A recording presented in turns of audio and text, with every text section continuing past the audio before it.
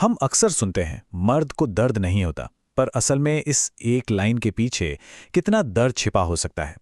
आज हम एक ऐसी ही कविता की गहराइयों में उतरेंगे जो मर्दों के अनकहे दर्द और खामोश आंसुओं को आवाज देती है। चलिए इस एहसास को समझने की कोशिश करते हैं। तो कहानी शुरू कहाँ से होती है? ठीक वहीं से, एक ऐसी बात से जो हम सब ने सुनी है, मर्द रोते नहीं। ये सिर्फ 4 शब्द नहीं है, ये एक बहुत भारी बोझ है जो समाज किसी के कंधों पर बचपन से ही डाल देता है। कविता की पहली ही लाइन देखिए, सब कहते हैं मर्द रोते नहीं। ये वो दीवार है जो बाहरी दुनिया और अंदर की सच्चाई के बीच खड़ी कर दी जाती है।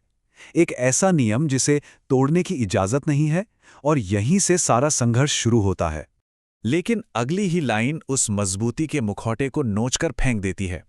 दिन के उजाले में जो चेहरा पत्थर का बना दिखता है, रात के अकेलेपन में वो पिघल जाता है। और उस सच्चाई की गवाह बनती हैं रातें जहां समाज के बनाए सारे नियम टूट जाते हैं। और ये दर्द, ये सिर्फ एक महसूस करने वाली चीज नहीं है, ये हकीकत है। इसके सबूत हैं हर रात भीगने वाले तकिए, दिल से उठने वाली वो ठंडी आहें जो उस अकेलेपन की गवाही देती हैं जिसे किसी के साथ बांटा नहीं जा सकता। अकेलापन तो है ही, लेकिन कहानी में एक और परत है जो शायद सबसे ज्यादा तकलीफ देती है। वो चोट जो तब लगती है जब अपने ही आप को सुनना बंद कर दें, खासकर जब वो कोई सबसे करीबी रिश्ता हो। ये लाइनें सच में चुभती हैं। मतलब एक रिश्ता है, एक नाम है पति, पर उस नाम के पीछे जो इंसान है वो जैसे गायब हो गया है। उसके जज्बातों की, उसकी बातों की जैसे कोई कीमत ही नहीं बची। और ये दर्द तब और भी गहरा हो जाता है जब गैरों की बातों को अहमियत मिलती है, पर घर के अंदर आपकी अपनी आवाज को कोई सुनने वाला नहीं होता। ये अपने ही घर में पराया हो जाने जैसा है। तो अब कहानी एक और मोड़ लेती है। बात अब सिर्फ रिश्ते की नहीं, बल्कि बाहरी दुनिया के दबावों की भी है।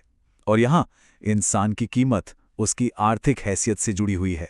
ये वो पल है, वो एक लम्हा जब सब कुछ बदल जाता है।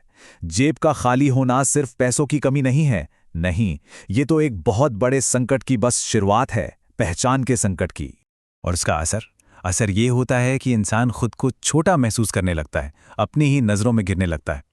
ये कड़वी सच्चाई है कि अक्सर इंसान का कद उसकी जेब के वजन से नापा जाता है।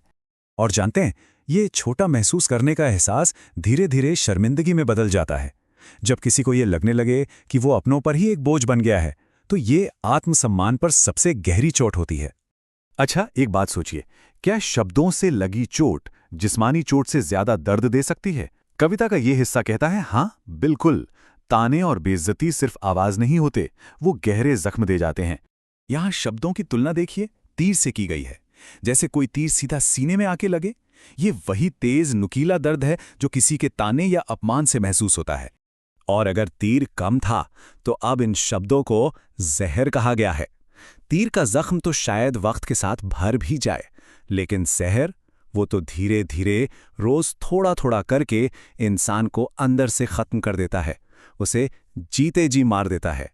अब हम कविता के उस हिस्से में हैं जहां सारा दर्द, सारी तकलीफ अपनी इंतहा पर है। ये वो पल है जब इंसान अंदर से पूरी तरह बिखर चुका है और बस एक हताश, एक बेबस गुहार लगा रहा है। यहां देखिए, अंदर और बाहर में कितना बड़ा फर्क है। अंदर एक तूफान मचा है, जोर से चीखने की इच्छा है, दिल हर रोज टूट रहा है, लेकिन बाहर एक गहरी खामोशी है। ये वो दर्द है जो किसी को दिखाई नहीं देता। और जब दुनिया में कोई सुनने वाला नहीं रहता, जब बात करने के सारे रास्ते बंद हो जाते हैं, तब इंसान ऊपर वाले की तरफ देखता है। ये एक आखिरी उम्मीद है, एक आखिरी पुकार। और ये पुकार सुनिए, दर्द उस हद तक पहुंच चुका है जहां अब बस 2 ही रास्ते दिखते हैं, या तो ये दर्द खत्म हो जाए या फिर जिंदगी ही खत्म हो जाए। ये वो गहरी हताशा है जहां जीने की इच्छा भी दम तोड़ने लगती है। तो आखिर में ये कविता हमें एक बहुत ज़रूरी सवाल के साथ छोड़ जाती है। ये जो खामोशी है, ये अपने अंदर कितनी अनसुनी आवाज़ों को, कितनी चीखों को छिपाए हुए है। ये सिर्फ एक इंसान की कहानी नहीं है, ये हमें सोचने पर मजबूर करती है कि हमारे आसपास न जाने कितने लोग ऐसी ही खामोशी ओढ़े जी रहे हैं।